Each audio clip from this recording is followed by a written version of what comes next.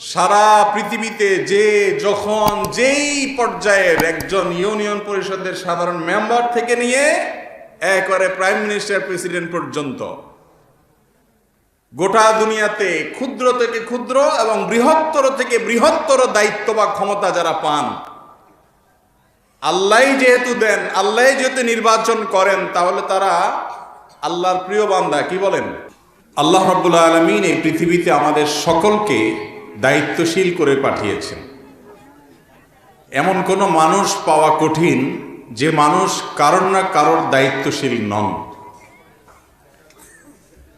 আর এই বিষয়টিকে নবী করিম সাল্লাল্লাহু আলাইহি ওয়াসাল্লাম এভাবে ব্যক্ত করেছেন, আলা কুল্লুকুম রাইন, মনে রাখবে তোমরা সবাই দায়িত্বশীল, প্রত্যেকটা মানুষ দায়িত্বশীল।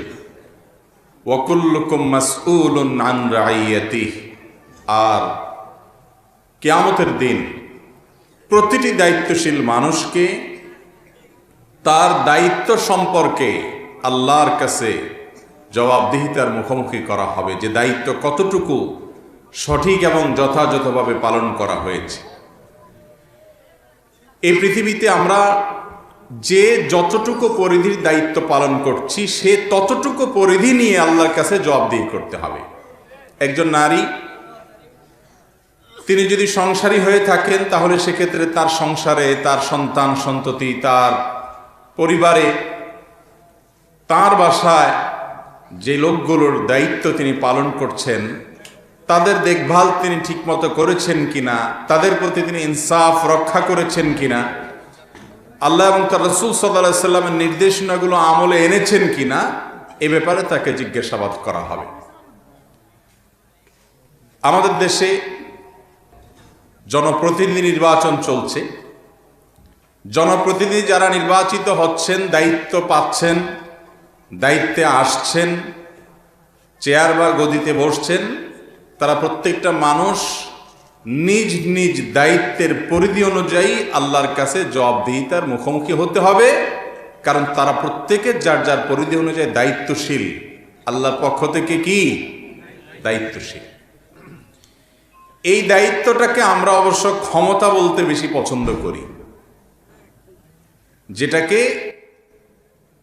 দায়িত্ব বলা হয়েছে কোরআন এবং হাদিসে, সেটাকে সাধারণত আমরা মনে করি কি ক্ষমতা। ক্ষমতা হোক আর দায়িত্ব হোক, যেটাই হোক, মূল কথা হলো এই দায়িত্ব আল্লাহ তাআলার তরফ থেকে দেয়া হয়। এই পাওয়ার বা ক্ষমতা বলেন আর যাই বলেন, এটা কার তরফ থেকে দেয়া হয়? আল্লাহর তরফ থেকে। সূরা আরাফে আল্লাহ বলেছেন, ইন্নাল আরদা লিল্লাহ, এই নবমণ্ডল, এই পৃথিবী, এই জমিন, এই পুরাটুকু কার মালিকানা? আল্লাহ। আল্লাহর মালিকানাধীন এই জমিনে কেউ ছোট্ট একটা ভূখণ্ডের দায়িত্ব পান, কেউ আরেকটু বড় জায়গার দায়িত্ব পান, কেউ আরেকটু বড় জায়গার দায়িত্ব পান, কেউ আরেকটু বড় পরিধির দায়িত্ব পান। এক একজনকে আল্লাহ তাআলা এক এক পরিধির দায়িত্ব দেন, কিন্তু দেন কে? আল্লাহ। ইউরিসুহা মান ইয়াশাউ মিন ইবাদিহি, সেই কথাটাই আল্লাহ পরে বলেছেন। আল্লাহর বান্দাদের মধ্য থেকে যাকে ইচ্ছা তাকে সুনির্দিষ্ট কোনো জায়গার, কোনো এরিয়ার, কোনো পদের আল্লাহ তাআলা দায়িত্ব দেন।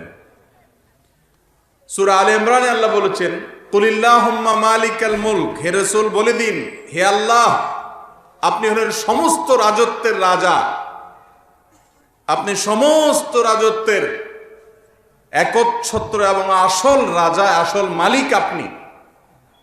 তুতিল মুলকা মান তাশা, যাকে ইচ্ছা তাকে আপনি রাজত্ব দেন। ওয়া তানজিউল মুলকা মিম্মান তাশা, যার কাছ থেকে ইচ্ছা তার কাছ থেকে রাজত্বটা ছিনিয়ে নিয়ে নেন, দায়িত্বটা, ক্ষমতাটা ছিনিয়ে নিয়ে নেন। এই সমস্ত আয়াত থেকে বোঝা গেল মানুষের সেবা করার সুযোগ, দায়িত্ব পালন করার সুযোগ, জনপ্রতিনিধি হওয়ার সুযোগ, বিভিন্ন জায়গা থেকে আমরা প্রত্যেকটা মানুষ যে যে জায়গায় দায়িত্বশীল, এই দায়িত্ব পালন করার সুযোগ কে দিয়ে থাকেন? আল্লাহ। এই সমস্ত আয়াত থেকে কি মনে হয়? যাকে আল্লাহ তাআলা দায়িত্ব দেন সে আল্লাহর প্রিয় মানুষ। ঠিক না বেঠিক? ঠিক পুরোপুরি আসে নাই। এখনো কিছু মানুষের সন্দেহ আছে। তার মানে আপনারা সবাই ঠিক বলে দাবি করতেছেন, যত মানুষ ক্ষমতা পায়, দায়িত্ব পায়, এরা সব আল্লাহর ওলি। একটু আগে বললেন ঠিক, এখন বলেন জি না। সারা পৃথিবীতে যে যখন যেই পর্যায়ের একজন ইউনিয়ন পরিষদের সাধারণ মেম্বার থেকে নিয়ে একবারে প্রাইম মিনিস্টার, প্রেসিডেন্ট পর্যন্ত গোটা দুনিয়াতে ক্ষুদ্র থেকে ক্ষুদ্র এবং বৃহত্তর থেকে বৃহত্তর দায়িত্ব বা ক্ষমতা যারা পান, আল্লাহ যেহেতু দেন, আল্লাহ যেহেতু নির্বাচন করেন, তাহলে তারা আল্লাহর প্রিয় বান্দা। কি বলেন? একটু আগে তো সবাই ঠিক বললেন, এখন আবার না বলতেছেন, সন্দেহের মধ্যে পড়ে গেছে। দেখেন, আল্লাহ রাব্বুল আলামিন কিছু মানুষকে ভালোবেসে দায়িত্ব দেন, এটা ঠিক। কিছু মানুষকে আল্লাহ তাআলা ভালোবেসে দায়িত্ব দেন, তার ভালোর জন্য দায়িত্ব দেন। সেটা কাকে? যেই লোকটা দায়িত্ব পালন করবে এই সংকল্প তার আছে, সে বেঈমানি করবে না, সে প্রতিশ্রুতির বরখেলাপ করবে না, সে বেইনসাফি করবে না, সে জুলুম করবে না, সে অন্যায় করবে না, সে আল্লাহর নির্দেশ মোতাবেক চলার চেষ্টা করবে, এই সংকল্প আছে। লোকটা ভালো, আল্লাহর ভয় আছে, আল্লাহকে চেনে, আল্লাহ যে কাহার এটা জানে, আল্লাহ রাব্বুল আলামিনের সামনে দাঁড়াতে হবে সেটা বিশ্বাস করে, ইমানদার, মুত্তাকি, ভালো মানুষ। এরকম মানুষকে যদি আল্লাহ তাআলা দায়িত্ব দেন, তাহলে এই দায়িত্বটা আল্লাহ তাআলা দেন তাকে পছন্দ করে, তার ভালোর জন্য। সে একা নেকামল করে কতটুকু যেতে পারবে, মানুষের সেবা করে, খেদমত করে, উপকার করে, ইনসাফ করে অনেক বেশি সে জান্নাতে যেতে পারবে, আরো বেশি সওয়াব সে অর্জন করতে পারবে। এই জন্য কোনো মানুষ যদি নেককার হয়, ভালো হয়, তাহলে দায়িত্বটা আল্লাহ তাআলা তাকে দেন তার ভালোর জন্য, যাতে ভালোর পরিমাণ আরো সে বাড়াইতে পারে। আর যেই লোক বদকার, যে লোক খারাপ মানুষ, যে লোক অত্যাচারী, যে লোক ফাসেক, যে আল্লাহকে চিনে না, যার মধ্যে আল্লাহর ভয় নেই, যার মধ্যে তাকওয়া নেই, যার মধ্যে ঈমান নেই, যার মধ্যে আমল নেই, এই পাপিষ্ঠকে যদি আল্লাহ দায়িত্ব দেন, তাহলে বুঝতে হবে আল্লাহ তাআলা এই দায়িত্ব দেন নাই, তার মাথায় বোঝা দিয়েছেন। অনেক সময় শাস্তি স্বরূপ মানুষের মাথায় বোঝা দেওয়া হয়, হয় কি হয় না? কতগুলো ইট উঠে দিল, বোঝা, এরকম হয় কি হয় না? আবার অনেক সময় অনেকের মাথায় বোঝা দেওয়া হয় তার সহ্য ক্ষমতা বাড়িয়ে, প্রশিক্ষণ দিয়ে তাকে আরো দক্ষ করে তোলার জন্য। আল্লাহ রাব্বুল আলামিন ঠিক একইভাবে আমাদেরকে বিভিন্ন পর্যায়ে দায়িত্ব দেন। কখনো এই দায়িত্ব দিয়ে আল্লাহ তাআলা আমাদেরকে আরো মজবুত করতে চান, আরো সামনে নিয়ে যেতে চান। আবার কখনো আমাদের পাপের কারণে, যে এত পাপিষ্ঠ, একার পাপে সে আর কতটুকু জাহান্নামের আযাব পাবে, তার চেয়ে আরো বেশি যেন পায়, যাতে আরো ভালো করে তাকে আল্লাহ পাকড়াও করতে পারেন, সেজন্য তাকে পাপের সুযোগ করে দেন, এজন্য দায়িত্ব পায়। তাহলে বোঝা গেল দায়িত্ব বা ক্ষমতা এটা পেলেই সে আল্লাহর পছন্দনীয় বান্দা, এটা যেমন সঠিক না, আবার এটা পেলে লোকটা খারাপ, এটাও কি না সঠিক। এটা ভ্যারি করে ব্যক্তির উপরে। ব্যক্তি যদি ভালো হয় তাহলে এটা আল্লাহর পক্ষ থেকে নেয়ামত, আর ব্যক্তি যদি খারাপ হয় তাহলে ফেরাউনকে আল্লাহ দায়িত্ব দিয়েছেন, সেটা কি তার ভালোর জন্য না খারাপের জন্য? খারাপের জন্য। সম্মানিত উপস্থিতি, এই দায়িত্ব শুধুমাত্র যারা এখন ইলেকশনে লড়তেছেন তাদেরকে আল্লাহ তাআলা দিয়েছেন এমন না। হাদিস কিন্তু আমি পড়েছি আপনাদের সামনে, নবী সাল্লাল্লাহু আলাইহি সাল্লামের ভাষ্য শুনলেন। তিনি বলেছেন, আলা, ভালো করে শুনে রাখো, কুল্লুকুম রাইন, তোমরা সবাই দায়িত্বশীল, প্রত্যেকটা মানুষ দায়িত্বশীল। এক একজনের দায়িত্বের পরিধি এক একটা। আপনি একটা পরিবারের কর্তা, আপনার অধীনে 5 জন মানুষ আছে, আপনি 5 জনের দায়িত্বশীল।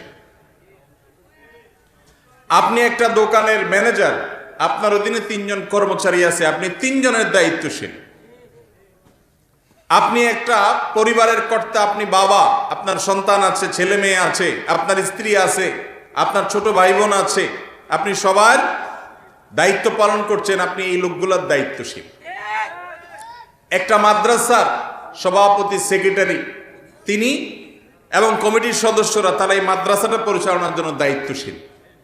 একটা মসজিদ, সে মসজিদের পরিচালনা পরিষদে যারা আছেন তারা এই মসজিদটাকে সুষ্ঠুভাবে পরিচালনা করার জন্য মুসল্লিদের খেদমত, ইমাম মুয়াজ্জিনের খেদমত, এই সবগুলোর জন্য দায়িত্বশীল। এইভাবে যখন আমরা দেখব, আমরা প্রত্যেকটা মানুষই কোনো না কোনোভাবে কি দায়িত্বশীল আল্লাহর কাছে, এবং এই দায়িত্বের পরিধি সম্পর্কে কিয়ামতের ময়দানে আল্লাহর কাছে কি করা হবে? জবাবদিহি করা হবে। মুহতারাম হাজিরিন, নবী করিম সাল্লাল্লাহু আলাইহি সাল্লামের ভাষ্যটা খেয়াল করেন। তিনি বলেছেন, আলা কুল্লুকুম রাইন, তোমরা সবাই রাই। রাই শব্দের একটা অর্থ হলো রাখাল।